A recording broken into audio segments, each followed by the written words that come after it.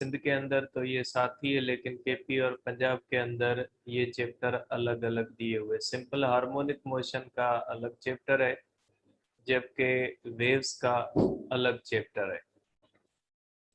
तो अब हम पढ़ेंगे वेव्स के बारे में। पहली बात ये कि वेव कहा किसको जाता है, वेव की डेफिनेशन क्या होती है या वेव किसको कहा जाता है, उसको सीखना है। और उसके मुख्तलिफ जो उसके अंदर टर्म्स वगैरह दिए गए हैं, आपके पीएमसी के सिलेबस के अंदर जो टॉपिक्स दिए हुए हैं वो बिल्कुल उसी सीरीज में पढ़े हुए हैं। पंजाब बोर्ड के अंदर अगर आप पंजाब बोर्ड को पढ़ोगे, पंजाब की बुक को पढ़ोगे, तो आपको वो सारे टॉपिक्स, वो सारी चीज़ें इस चैप्टर की मिल जाएंगी जो पीएमसी के सिलेबस के अंदर मेंशन है। सिंध के अंदर कुछ ज़्यादा डिटेल्स दी गई है इस चैप्टर के अंदर एज कंपेयर टू पंजाब। तो अगर आप सिंध पढ़ेंगे तो वो आपके लिए ज़्यादा बेहतर रहेगा। तो सिंध और पंजाब को मिला के जब पढ़ोगे आप, तो आपके सब टॉपिक्स भी कवर हो जाएंगे और आपको एक्स्ट्रा जो इन्फॉर्मेशन है सिंध के अंदर दी गई है वो भी आपके माइंड में आ जाएगी। तो पहले हम स्टार्ट करते हैं कि वेव किसको कहा जाता है।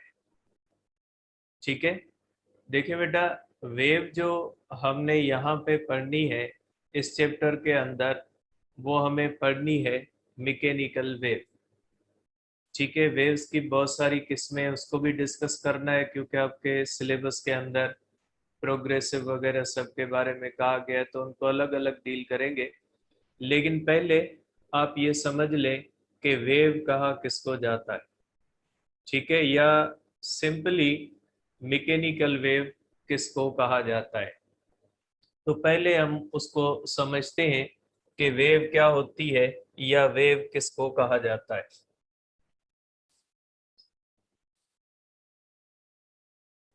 अब देखिए बेटा, ये जो मैं डेफिनेशन लिख रहा हूँ, ये डेफिनेशन वैलिड रहेगी सिर्फ मैकेनिकल वेव्स के लिए। तो आप कहोगे कि जो है वो वेव जो होती है ये डिस्टरबेंस होती है, disturbance in any medium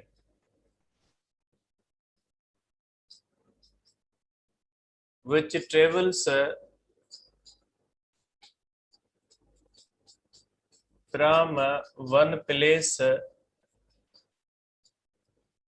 to another place and transfers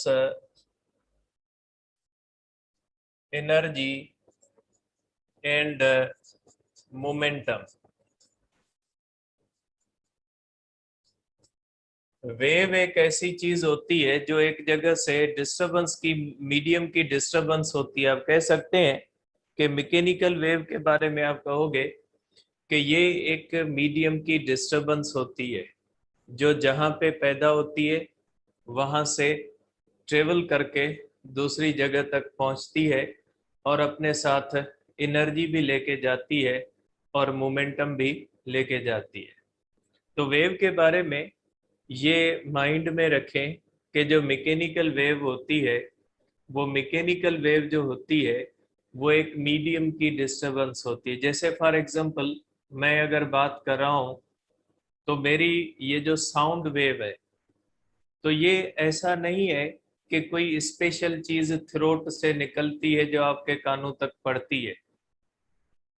ये जस्ट एक मीडियम की डिस्टरबेंस है। लंग्स से एयर आती है, उस एयर को थ्रोट और टंग एक शेप देते हैं, उसके अंदर मॉलिक्यूल की वाइब्रेशन होती है। ये एयर जब मुंह से बाहर निकलती है तो बाहर जो एयर होती है उसके मॉलिक्यूल्स को वाइब्रेट करवाती है, और इस तरह से मेरे सराउंडिंग में जितनी भी एयर है उसके मॉलिक्यूल वाइब्रेट करते हैं। और ये मॉलिक्यूल या ये एयर जब किसी भी इंसान के कान में पड़ती है तो कान का एयर ड्रम जो होता है वो वाइब्रेट करता है और ब्रेन के अंदर एक सेंसेशन आती है। तो ये जो साउंड वेव है ये भी एक मीडियम की डिस्टरबेंस ही होती है। जैसे मैं अभी बोल रहा हूं तो मैं लंग्स से आने वाली जो एयर है उसके हेल्प से मेरे सामने, मेरे सराउंडिंग में जो एयर मौजूद है उसको डिस्टर्ब करता हूं, और इसको डिस्टर्ब करके ये जब आपके कानों तक पड़ती है तो एक सेंसेशन आती है।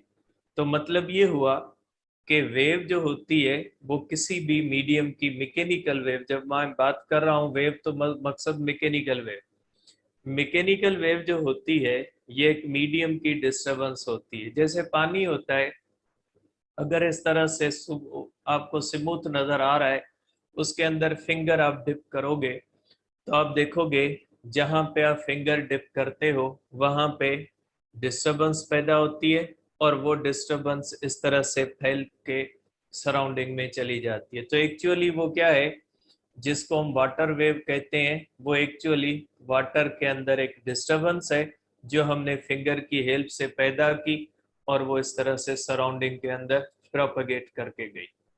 ठीक है, तो ये होता है मैकेनिकल वेव का मैकेनिज्म, या इस तरह से मैकेनिकल वेव पैदा होती है। तो आप कह सकते हैं कि मैकेनिकल वेव एक ऐसी वेव होती है जो किसी भी मीडियम की डिस्टरबेंस से पैदा होती है। या कोई स्ट्रिंग है, रस्सी है, अगर वो इस तरह से आपके हाथ में है, उसको आप इस तरह से अप एंड डाउन अगर करोगे तो आप उसको, रोप को, रस्सी को आप डिस्टर्ब करते हो, और आप देखोगे कि वो डिस्टरबेंस आपकी वेव की सूरत में उस रस्सी के अंदर प्रोपेगेट करेगी। तो मैकेनिकल वेव एक्चुअली जब हम किसी भी मीडियम के अंदर मैकेनिकल वेव पैदा करते हैं तो उस मीडियम को डिस्टर्ब करते हैं, और वो हमारी डिस्टर्बेंस जब उस मीडियम के अंदर फैलती है तो मीडियम के अंदर ये जो डिस्टर्बेंस का फैलना होता है इसको कहा जाता है वेव की प्रोपगेशन, और ये जो डिस्टर्बेंस होती है इसको कहा जाता है वेव। तो मैकेनिकल वेव किसी भी मीडियम की डिस्टर्बेंस होती है जिसकी मीडियम की डिस्टर्बेंस को हम वेव कहते हैं। ठीक है, अब ये एक ऐसी डिस्टर्बेंस होती है जो जहां पे पैदा होती है वहां से आगे फैलती है। जैसे आप पानी के अंदर देखते हैं, जब आप फिंगर डिप करोगे तो जहां पे डिस्टरबेंस पैदा होती है, ऐसा नहीं कि वहां पे पानी अप एंड डाउन करे बाकी सराउंडिंग वाला पानी खामोश, ऐसे नहीं होता। जहां पे हम फिंगर डिप करते हैं वहां पे मालिक्यूल डिस्टर्ब होते हैं, वो साइड वाले मालिक्यूल्स को डिस्टर्ब करते हैं, वो साइड वाले मालिक्यूल्स को डिस्टर्ब करते हैं, और इस तरह से ये डिस्टर्बेंस फैलती है। तो मीन्स ये एक मीडियम की ऐसी डिस्टर्बेंस है जो जहां पैदा होती है वहां से ट्रेवल करती है। तीसरी बात कि ये सिर्फ ट्रेवल नहीं करती, ये अपने साथ एनर्जी और मोमेंटम भी ले जाती है। अब देखें, फॉर एग्जाम्पल अगर पानी के अंदर मैं फिंगर डिप करता हूं तो मैं अपनी एनर्जी देता हूं, तो जाहिर सी बात है मेरी बॉडी की एनर्जी मेरे हाथ को अप एंड डाउन करने में इस्तेमाल होगी। इसका मतलब है मैंने अपनी एनर्जी हाथ के अंदर वाइब्रेशनल एनर्जी की सूरत में दी, और ये हाथ ने ये एनर्जी दी पानी के मॉलिक्यूल को वाइब्रेशनल एनर्जी में, और उन मॉलिक्यूल्स ने साइड वाले मॉलिक्यूल्स को दी, साइड वालों ने साइड वालों को दी, और इस तरह से ये एनर्जी भी प्रोपगेट होती है। ठीक है, अब ये एनर्जी कैसे प्रोपगेट होती है, ठीक है, इसको आगे भी डिस्कस करेंगे। तो ये बात ध्यान में रखिएगा कि जब किसी भी मीडियम के अंदर हम वेव पैदा करते हैं तो एक्सटर्नली उसको एनर्जी देते हैं। मैं एक सोर्स हूं, मैं एक्सटर्नली एनर्जी दे रहा हूं पानी को, मैंने पानी को एनर्जी दी, उस एनर्जी के नतीजे में पानी के अंदर डिस्टरबेंस पैदा हुई, वो डिस्टरबेंस मेरी एनर्जी को एक जगह से लेके दूसरी जगह तक जाके पहुंचा। फॉर एग्जांपल मैं बात कर रहा हूं, जब मैं बोल रहा हूं तो मैं अपनी एनर्जी लंग्स से आने वाली एयर के थ्रू बाहर वाली एयर को देता हूं, और ये मेरी एनर्जी इस एयर के थ्रू प्रोपगेट करते हुए सामने जो सुन रहे हैं उनके एयर ड्रम के ऊपर जाके पड़ती है, और एयर ड्रम वाइब्रेट करना शुरू कर देता है। एयर ड्रम की वाइब्रेशन बताती है कि साउंड वेव के अंदर एनर्जी है, क्योंकि बगैर एनर्जी के वो वाइब्रेट नहीं करता। ओशियन के अंदर देख ले, बड़ी बड़ी शिप्स होती है, स्मूथ पानी के अंदर खड़ी होती है, लेकिन जब ओशियन की वेव आती है तो उनको हिला के रख देती है। अप एंड डाउन मूव करवाने का मकसद है कि उस वेव के अंदर एनर्जी है, तभी वेव उस बड़ी शिप को अगेंस्ट ग्रेविटी ऊपर उठा लेती है। क्योंकि आपको पता है कि जिस चीज के अंदर एनर्जी होगी वो वर्क डन अगेंस्ट ग्रेविटी कर सकती है। तो बड़ी बड़ी शिप्स जो ओशियन के अंदर खड़ी होती है, जैसे ही आती है ओशियन वेव्स आती है, उनको ऊपर उठा लेती है। ऊपर उठाने का मकसद होता है कि उनके अंदर एनर्जी है और वो वर्क डन अगेंस्ट ग्रेविटी कर सकते हैं। तो इसका मतलब ये हुआ कि मैकेनिकल वेव जो होती है वो किसी भी मीडियम की एक डिस्टरबेंस होती है, जो डिस्टरबेंस कोई एक्सटर्नल सोर्स पैदा करता है, और उस एक्सटर्नल सोर्स जो उसको एनर्जी देता है, वो डिस्टरबेंस वो एनर्जी एक जगह से दूसरी जगह तक पहुंचा देती है। तो आप ये भी कह सकते हैं कि वेव एनर्जी को ट्रांसफर करने का एक तरीका है, वेव एनर्जी को ट्रांसफर करने का एक जरिया है, जिसको इस्तेमाल करके हम अपनी एनर्जी एक जगह से दूसरी जगह तक पहुंचा सकते हैं। जैसे साउंड वेव होता है, मैं बात कर रहा हूं तो इसमें मैं अपनी एनर्जी इस एयर के थ्रू एक जगह से दूसरी जगह तक पहुंचा रहा हूं। ठीक है, तो इसको आप यही कहेंगे कि वेव एक मीडियम की डिस्टरबेंस है, जो डिस्टरबेंस एक जगह से ट्रेवल करके दूसरी जगह तक पहुंचेगी, अपने साथ एनर्जी भी लेके जाएगी और अपने साथ मोमेंटम भी ट्रांसफर करेगी। क्योंकि मैं इस तरह से पानी के अंदर फिंगर डिप करूंगा, ये मेरा मोमेंटम है, और ये वेव जब किसी और जगह पे पहुंचेगी तो उस चीज को इस तरह से मोमेंटम दे देगी। इसका मकसद है जो मैंने यहाँ पे मोमेंटम दिया वो इस डिस्टरबेंस के थ्रू प्रोपगेट करके दूसरी जगह तक पहुंच गया, तो इसको कहा जाता है मैकेनिकल वेव। मैं इसको समराइज कर देता हूं कि मैकेनिकल वेव का मकसद होता है किसी भी मीडियम की डिस्टरबेंस, और मीडियम की डिस्टरबेंस ऐसी डिस्टरबेंस जो एक जगह से दूसरी जगह तक ट्रेवल करे, प्रोपगेट करे और अपने साथ एनर्जी और मोमेंटम भी लेके जाए, तो उसको कहा जाएगा कि ये वेव है, मैकेनिकल वेव है। तो आप कहेंगे कि मैकेनिकल वेव जो होती है वो किसी भी मीडियम की डिस्टरबेंस होती है। आप इसको इस तरह से देख सकते हैं कि सपोज करें इस तरह से हमारे पास एक दीवार है और इसके अंदर हमने एक स्ट्रिंग लिया हुआ इस तरह से। ठीक है,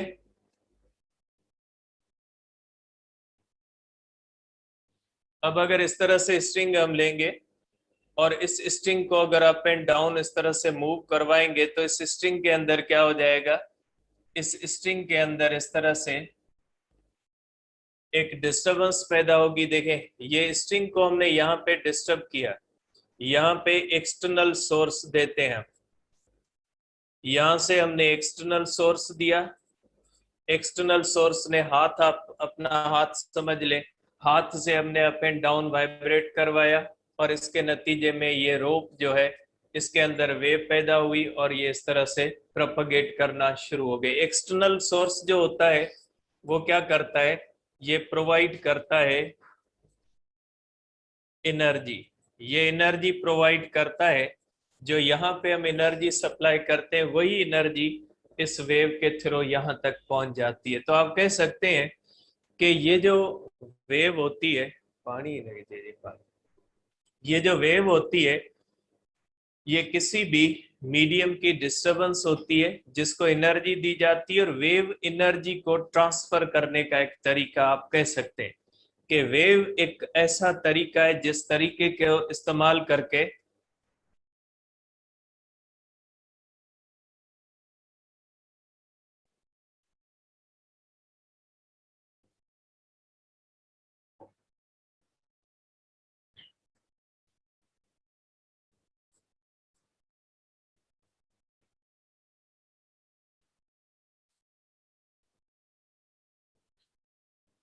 तो आप कह सकते हैं कि वेव एक ऐसा तरीका है जिस तरीके में हम किसी भी मीडियम का सहारा लेके अपनी एनर्जी एक जगह से दूसरी जगह तक पहुंचाते हैं। तो ये एनर्जी को ट्रांसफर करने का एक तरीका है। जिस तरह से जो सनलाइट होती है या हीट एनर्जी जो होती है वो तीन तरीकों से ट्रांसफर होती है, conduction, convection and radiation.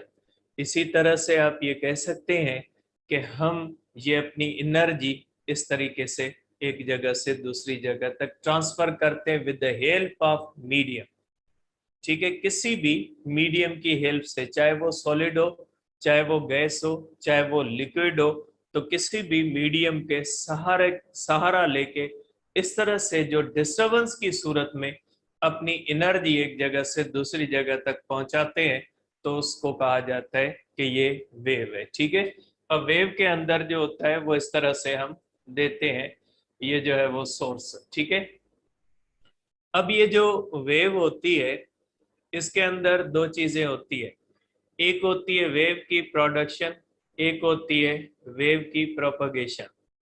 Wave की प्रोडक्शन का मकसद होता है वेव का पैदा होना, जैसे पानी के या रस्सी के अंदर यहाँ पे वेव पैदा की जाती है और ये इस तरह से फैलती है, फैलने को कहा जाता है वेव प्रोपगेशन।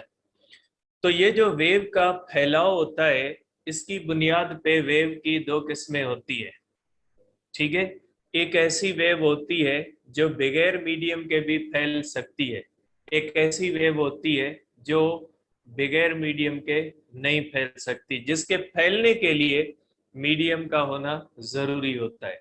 एक ऐसी वेव होती है जिसके फैलने के लिए मीडियम का होना जरूरी नहीं होता। तो आप कह सकते हैं कि कुछ ऐसी वेव्स होती है जिनको फैलने के लिए मीडियम का होना जरूरी होता है, जैसे साउंड वेव है, ये थ्रोट के अंदर पैदा होती है, टंग इसको शेप देती है। अब ये मेरे मुंह से जब आगे निकलेगी तो अगर मेरे सराउंडिंग में किसी भी किस्म की एयर मौजूद नहीं है तो ये मेरी वेव आगे फैल नहीं सकती। ये पैदा तो हुई मेरे थ्रोट के अंदर, लेकिन इसको आगे कहीं तक पहुंचने के लिए भी मीडियम का होना जरूरी है। तो ऐसी वेव जिसको प्रोपागेट करने के लिए मीडियम के सहारे की जरूरत पड़े, ऐसी वेव को मैकेनिकल वेव कहा जाता है। ऐसी वेव जिसको एक जगह से ट्रेवल करके दूसरी जगह तक पहुंचने के लिए मीडियम की जरूरत नहीं है। अब उस वेव को पैदा होने के लिए मीडियम की जरूरत होती है, लेकिन पैदा होने के बाद प्रोपागेट करने के लिए मीडियम की जरूरत नहीं होती। जैसे हमारे पास इलेक्ट्रोमैग्नेटिक वेव्स होती है, तो इलेक्ट्रोमैग्नेटिक वेव्स हमेशा एंटीना के अंदर पैदा होती है, बगैर एंटीना के इलेक्ट्रोमैग्नेटिक वेव पैदा नहीं होती। और आपको बुनियादी मैकेनिज्म सबका पढ़ा हुआ होगा, यहाँ पे अपने सिलेबस में नहीं है, लेकिन आपको पता है कि इलेक्ट्रोमैग्नेटिक वेव हमेशा एंटीना के अंदर due to the vibration of electrons पैदा होती है, उसके अंदर भी इलेक्ट्रॉन्स को वाइब्रेट करवाते हैं विथ एलसी सर्किट, तो उससे पैदा होती है।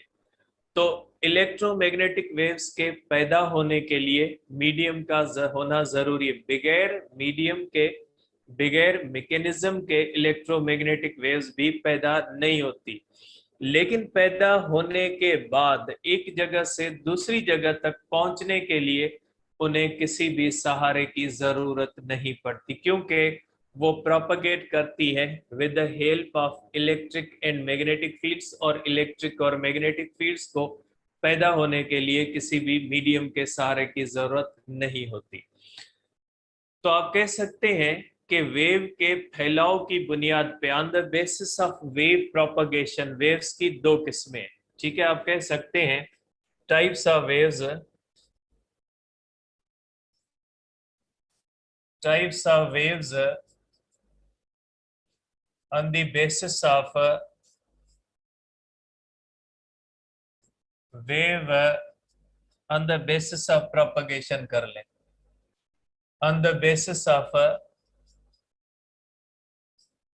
प्रोपगेशन। ठीक है, एक टाइप होता है हमारे पास mechanical wave, mechanical wave require material medium, material medium की जरूरत होती है इनको। दूसरी होती है इलेक्ट्रोमैग्नेटिक वेव्स। ठीक है, do not require material media.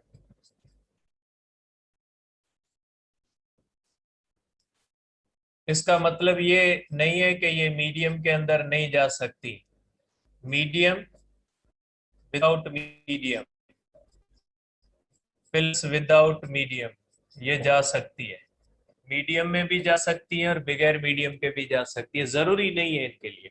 ऐसा भी नहीं है कि मीडियम के अंदर नहीं जाएंगी, मीडियम के अंदर भी चली जाएंगी, विदाउट मीडियम भी चली जाएंगी। ठीक है, तो इनके लिए आप ये कह सकते हैं कि इनको किसी मीडियम की जरूरत नहीं होती। अगर होगा तो भी ठीक है, नहीं होगा तो भी कोई मसला नहीं, ये प्रोपागेट कर लेती है। तो ये दो टाइप्स हैं। इसकी बुनियाद कौन सी है? इनकी बुनियाद है प्रोपगेशन। प्रोपगेशन की बुनियाद पे वेव्स की फर्दर दो किस्में हैं। एक हमारे पास मैकेनिकल वेव है जिसको मटेरियल मीडियम की जरूरत होती है, और दूसरी होती है इलेक्ट्रोमैग्नेटिक वेव्स, वेव जिसको किसी भी मीडियम के सहारे की जरूरत नहीं होती। मैकेनिकल वेव का जो बेहतरीन एग्जांपल है वो साउंड वेव है।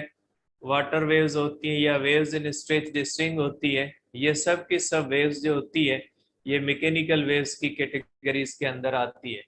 और इलेक्ट्रोमैग्नेटिक वेव्स के अंदर ये कम्युनिकेशन, मोबाइल कम्युनिकेशन है, रेडियो कम्युनिकेशन है, ये सैटेलाइट कम्युनिकेशन है, इसके अंदर सारी वेव्स इलेक्ट्रोमैग्नेटिक इस्तेमाल होती है। लाइट है, ये भी इलेक्ट्रोमैग्नेटिक वेव की कैटेगरी के अंदर आती है। तो इलेक्ट्रोमैग्नेटिक स्पेक्ट्रम के अंदर जो वेव्स आती है वो सब की सब जो आती है वो इलेक्ट्रोमैग्नेटिक वेव्स हैं।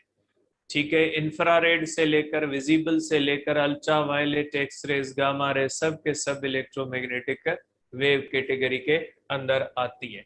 अब आगे जो हमने पढ़ना है, आगे हमने मैकेनिकल वेव ही पढ़ना है। आगे इस चैप्टर के अंदर जो हमने पढ़ना है वो मैकेनिकल वेव पढ़ना है।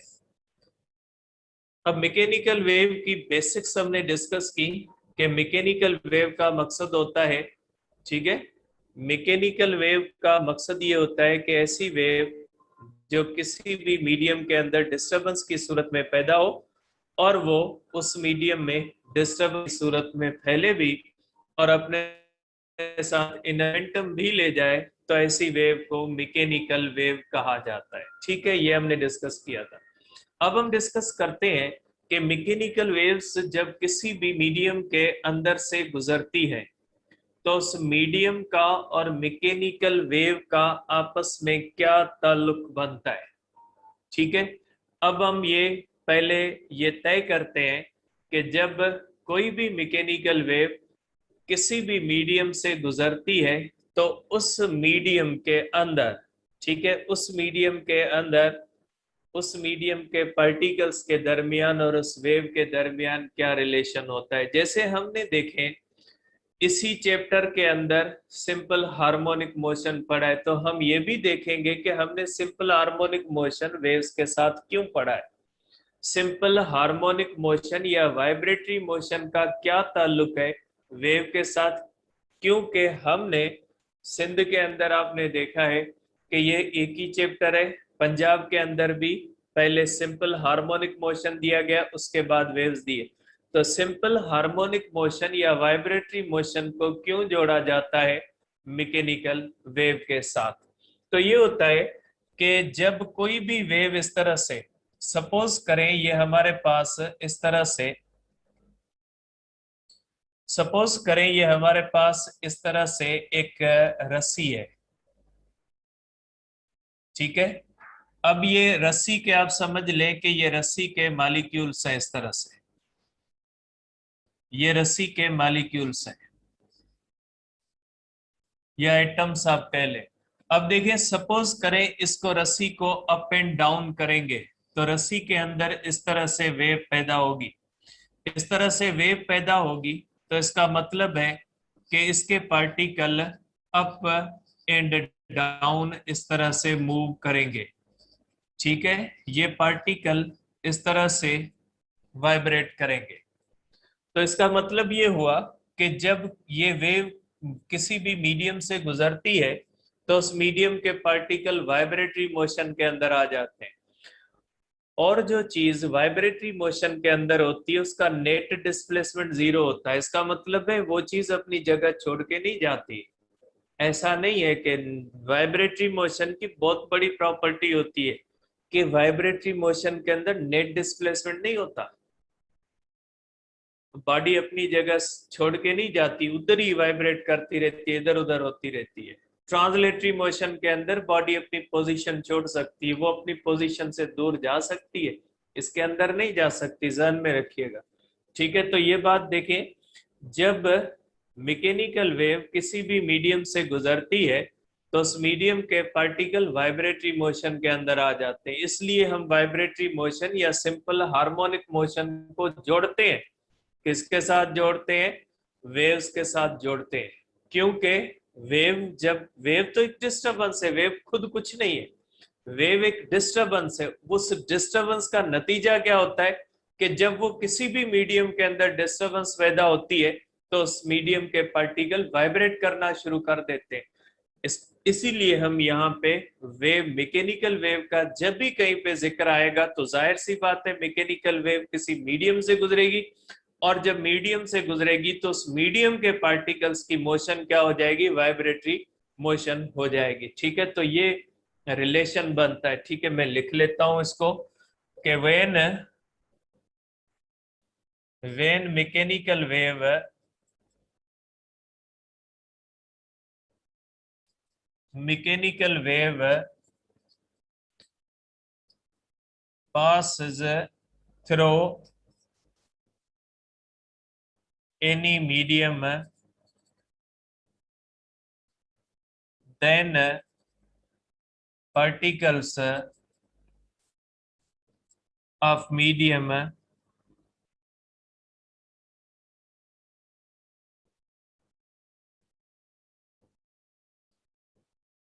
Vibratory motion.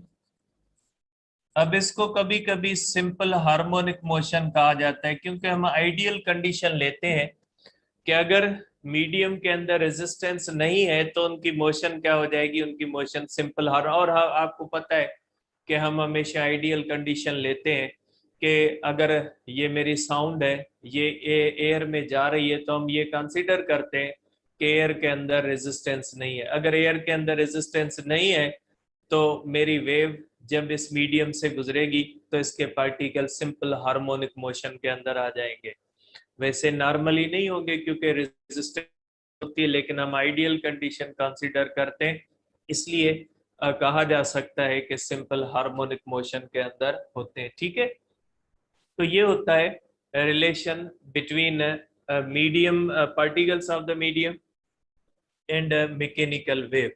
ठीक है, अब इसकी बुनियाद के ऊपर फर्दर वेव्स जो होती है, फर्दर इसकी दो किस्में हैं, और वो किसकी बुनियाद पे है? Relation between wave propagation and vibration of the medium. Medium की वाइब्रेशन और वेव के दरमियान जो रिलेशन होता है उसकी बुनियाद पे फर्दर दो किस्में होती हैं वेव्स की। ठीक है, तो आप लिखेंगे types of mechanical wave on the basis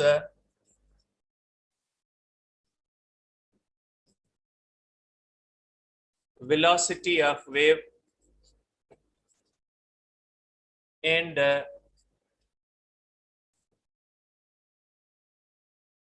velocity of the particle कर दें।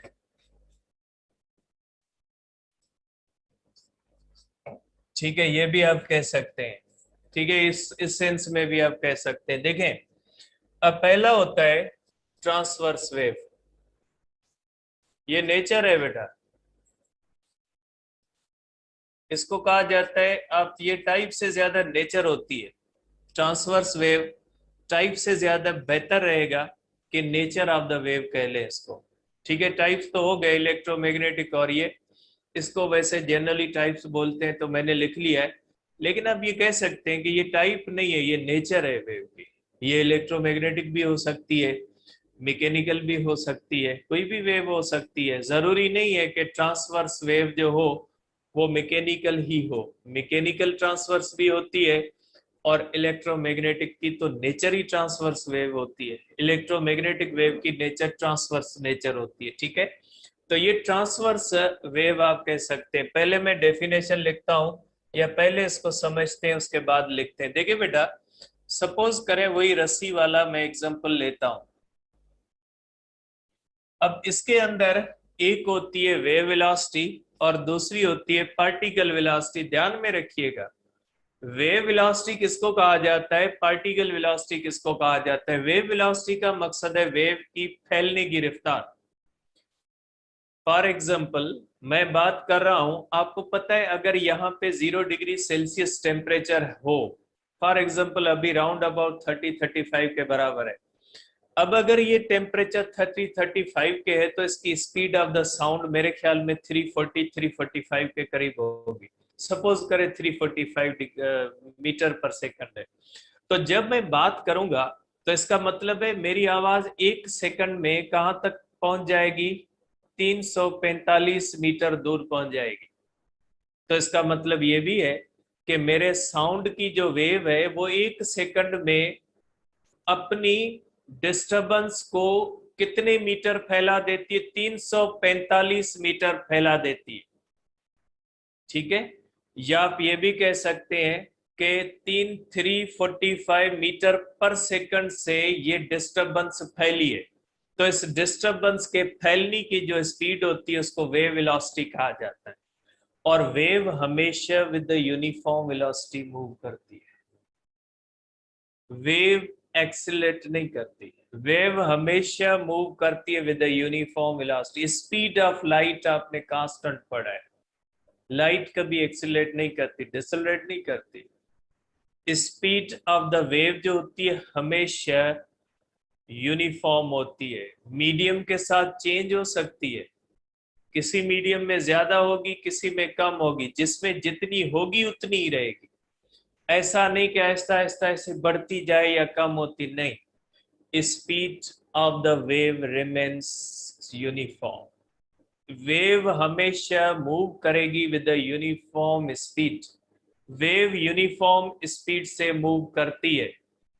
ठीक है, वेव फैलती है with the wave velocity remains uniform. तो ध्यान में रखिएगा, वेव वेलोसिटी किसको कहा जाता है, velocity with which wave propagates from one place to another, या velocity of the propagation of wave।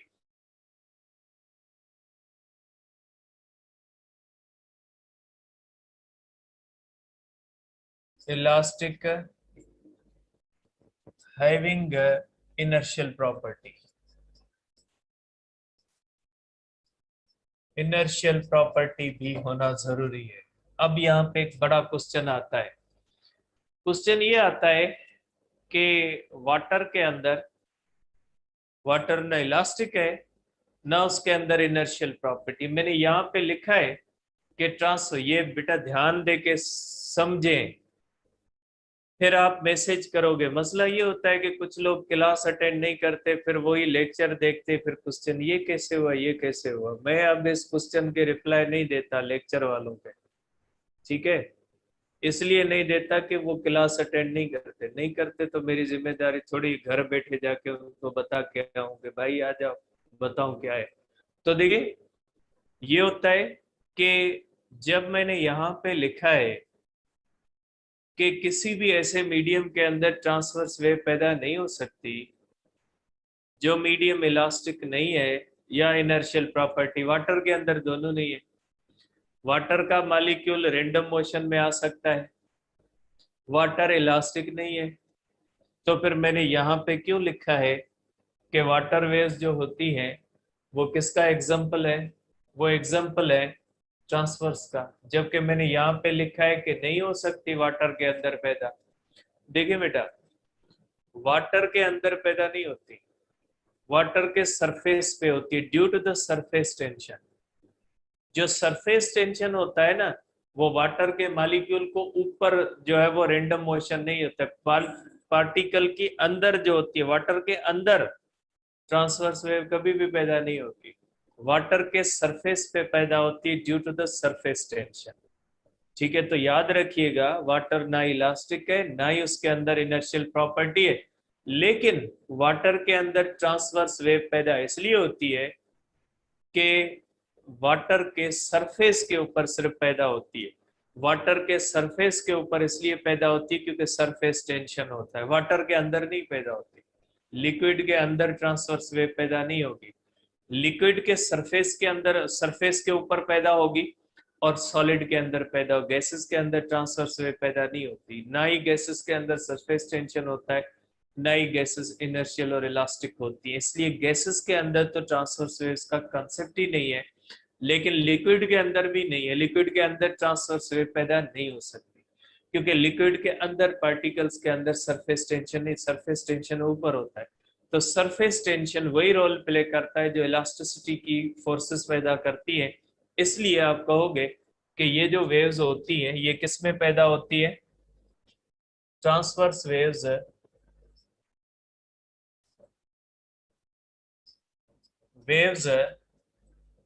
are produced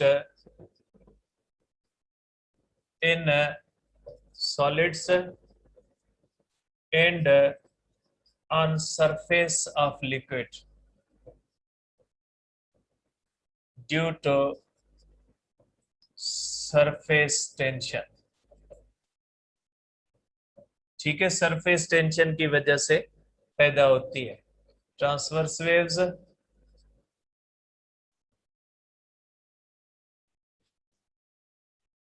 are not produced in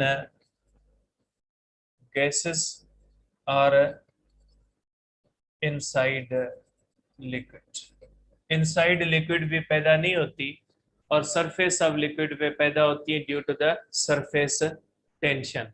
अब ये जो वेव्स होती है इनके अंदर एक होता है क्रेस्ट। ठीक है, अब ये वेव्स जब किसी भी मीडियम के अंदर पैदा होती हैं तो इनके अंदर क्रेस्ट और ट्रफ होते हैं। अब ये क्रेस्ट और ट्रफ क्या होते हैं? क्रेस्ट और ट्रफ होते हैं इसके अंदर। अब ये क्रेस्ट और ट्रफ क्या होते हैं ये आपको पता है? क्रेस्ट किसको कहा जाता है? ये इस तरह से होती है, ये क्रेस्ट है और ये ट्रफ होता है। ठीक है, आप इसको कहोगे कि ये क्रेस्ट है, देखिए ये मीन पोजीशन है, ये आप कह लें पार्टिकल की मीन पोजीशन है। जब आप वाटर के इस तरह से डिस्टर्ब करोगे तो कुछ पार्टिकल ऊपर की तरफ चले जाएंगे, इसको कहा जाएगा एक्सट्रीम पोजीशन ऊपर वाली, और इसको कहा जाएगा एक्सट्रीम पोजीशन नीचे वाली। ये वाटर मॉलिक्यूल इस तरह से आएंगे। ठीक है, ये क्रेस्ट होगा और ये क्या हो जाएगा? ये होगा ट्रफ। ये ट्रफ है और ये क्रेस्ट है। ठीक है, और ये होता है इसका एम्पलीट्यूड। ये जो होता है इसको आप कहोगे कि ये एम्पलीट्यूड है। पार्टिकल्स कितना अप एंड डाउन वाइब्रेट करते हैं उसको कहा जाएगा amplitude. Height, height of the pulse, height of pulse. Pulse किसको कहा जाता है? पल्स होती है सिंगल आइसोलेटेड डिस्टरबेंस। अकेला क्रेस्ट या अकेला ट्रफ जो होता है उसको कहा जाता है पल्स। अकेला आधी वेव, आधी वेव जो होती है अकेला क्रेस्ट और अकेला ट्रफ, और एक क्रेस्ट और एक ट्रफ मिलके क्या बनाते हैं? एक वेव बनाते हैं।